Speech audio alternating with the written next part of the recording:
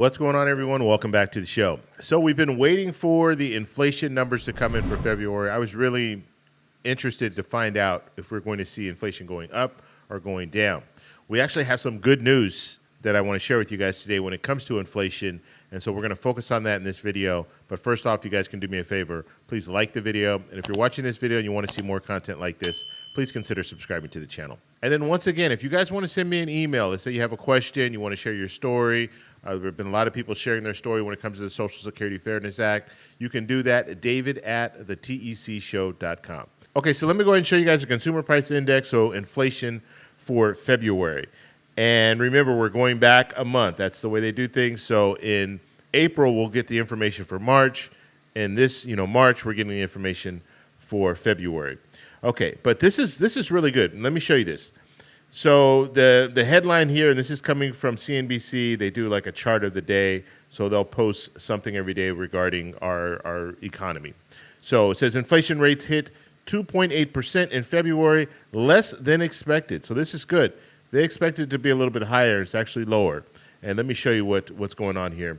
So first off, we're looking at solid line here. This is all items, and then we have less food and energy, so this would be core inflation. But I like to look at all inflation. The Federal Reserve likes to use core inflation because when you take out food and energy, it's less volatile. That's the reason that they use it. But when we're looking at this, we're seeing all inflation right here at 2.8%.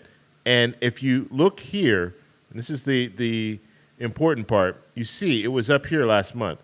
So now it's dropping just a little bit, but it is dropping to 2.8%.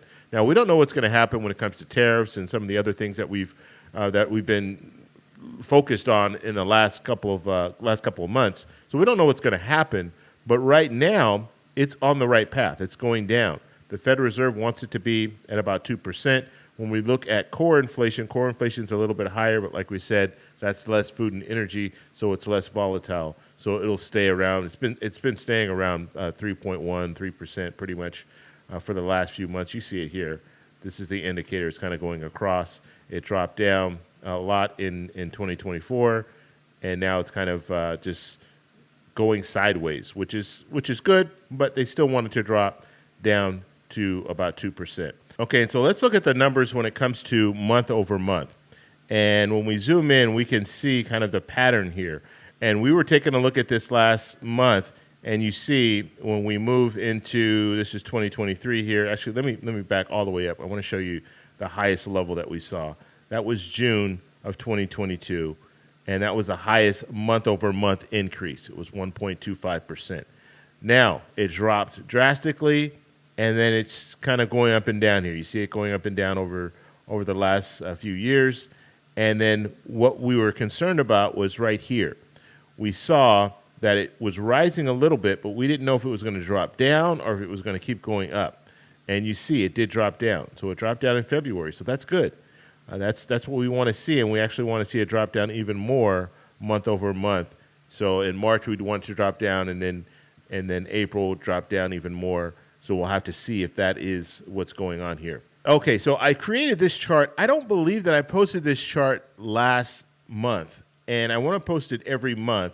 And so I briefly want to go over January, and then we'll get into February. February is what matters, but I just want you to see kind of some of the changes here. So when it comes to all food items, in January, we have 2.2%. That's year to date.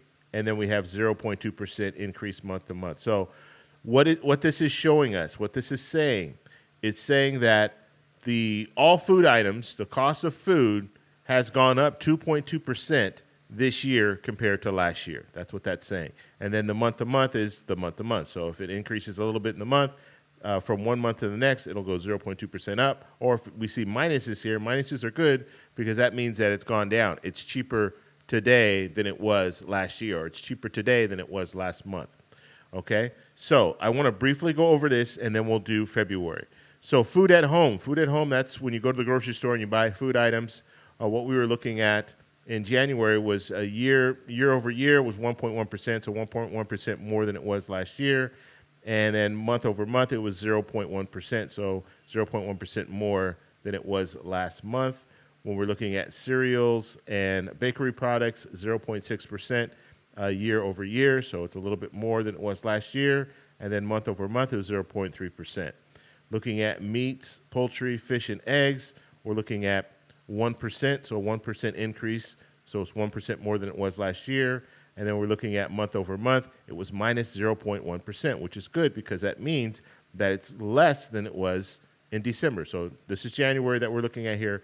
So in December, it was less, or actually in January, it's less than it was in December. So that's good. That's what we want to see. We actually want to see some of these items, these food items, come down. So when it comes to dairy and related products, we have minus 1.3%. That's year to date. So that means that it's cheaper now than it was last year. And then month over month, 0.5%. That's an increase. Then we're looking at fruits and vegetables. That's 1.7%. That's year to date. So it's a little bit more expensive than it was last year. And then when it comes to month over month, minus 0.2%. So it was less expensive in January than it was in December. Now looking at non-alcoholic beverages and beverage materials. So this is interesting, beverage materials. So we're going to start hearing a lot about aluminum in the very near future, the cost of aluminum, because we know it's going to go up because President Trump he's imposing tariffs on aluminum and some other metals. So that is going to impact if you go and buy sodas and things like that, and anything that you would buy in a can, even canned foods and vegetables. So when it comes to this section, we're looking at 2.3% increase. That's year over year. And then when it comes to month, we have a minus 0.3%. So it's less expensive in January than it was in December. All right, moving on down, we have other food at home. We have 1.4% increase, so it's 1.4% more than it was last year, 0.4% month over month. So it's a little bit more expensive month over month. And then food away from home, 4.1%, that's year over year. And then we have 0.3%, that's month over month. So zooming in here, looking at February, we have all food items. It's 2.6% year over year, so it's 2.6% more expensive than it was last year. Then month over month, 0.2%, so it's 0.2% more expensive than it was in the month of January. Food at home, 1.9% year over year, so we have no change here, month over month. So from January to February, we didn't see a change when it comes to the food at home, which, I mean, you can look at that and say it's good, but then you'll have some items that are less expensive and then some items that are more expensive, and it just balances everything out and makes it no change. Okay, cereals and bakery products, 0.3% year over year, and then 0.4% month over month. When it comes to meats, poultry, fish, and eggs, we know this is going up because of eggs. So we have 7.7% year over year. And so what it's saying is last year, this category was 7.7% less than it is this year. This is probably the highest number. I believe this is the highest number that we've seen when it comes to food items. Okay, and then month over month, this is high as well, 1.6%. All these other categories that we're looking at, usually they're less when it comes to month over month. You might have 1%, but usually it's less than 1%. We have 1.6% here. And so I anticipate this to continue to rise, this whole category, and mainly it's going to be because of the eggs. Now, eggs are going to impact some of these other categories as well. I think when it comes to cereals and bakery products, we're definitely going to see an increase just because you have to pay more for eggs. If you have to pay more for eggs, then you're going to have to charge more for some of these items. Okay, dairy and related products, we have 0.8% year over year, and then a minus 1% for month over month. So this is good. This means that dairy products are less expensive than they were last month. Okay, looking at fruits and vegetables, we have minus 0.2%. That's year over year, and then another minus 0.5%. That's month over month. And so fruits and vegetables, when it comes to year over year, it's less expensive, and when it comes to month over month, it's less expensive. So that's good. Now, what I'm looking at is the impact of the immigration. If we have a situation where we have less people that are working in these farms and picking fruits and vegetables, is that going to mean that the price of fruits and vegetables are going to go up? We haven't seen it yet, but that's what we could potentially see in the very near future if we continue to see this trend. Okay, and we've already had farmers that have told us, look, we have fruits and vegetables that are just rotting in our fields because we have no one to pick them.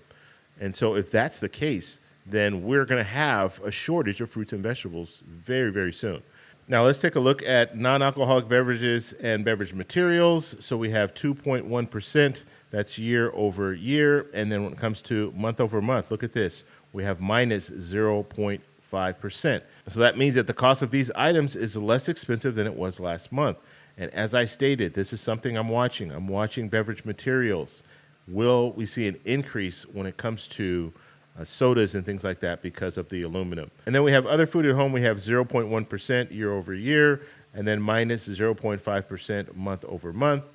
And now food away from home, we have 3.7% year over year, and then 0.4% month over month. And so when we're looking at food prices, for the most part, January and February, they're looking pretty much the same. We haven't seen anything really drastic. I think the biggest move that we've seen is when it comes to the price of eggs, or when it comes to that category, meats, poultry, and eggs.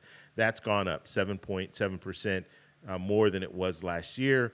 But when it comes to some of these other items, we're not really seeing a real big shift. And that doesn't mean things aren't expensive. Things have been expensive, and they're staying expensive. That's what it's saying. We're not seeing a major drop in those food prices. And so we're going to have to keep watching to see what's going to happen. Now, a funny story, I went to the store. I'm in Colombia right now, and here's a dozen eggs in Colombia. And it generally runs for about $3 for a dozen eggs, and give or take, $2.50 to $3 for a dozen eggs. So the cost of eggs here are a lot less expensive than they are in at least I'll speak for California, because I know in California you get a dozen eggs. Right now, I couldn't find a dozen eggs for less than about $10. We're talking about large eggs. So when you're in Colombia, it is less expensive. And I'm always fascinated when I go to the grocery store just to see how much the cost of food is at the grocery store. And then another funny thing is you can get some stuff that's imported from the U.S., and in some cases, it's less expensive, believe it or not. And maybe that's just because supply and demand. Like, if people can't afford to buy it, then people aren't going to buy it. But if you lower the price of some of those items, then people will buy them. So I think maybe that's what the case is out here.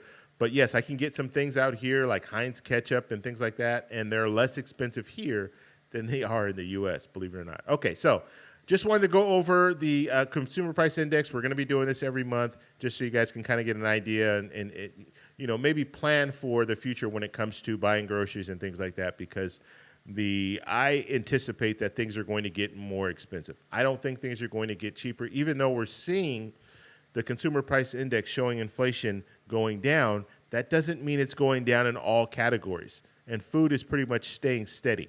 Okay, so it's not really dropping drastically. Some other areas are dropping more drastically, and that is giving us that number that we're looking at, that overall number, that 2.8%.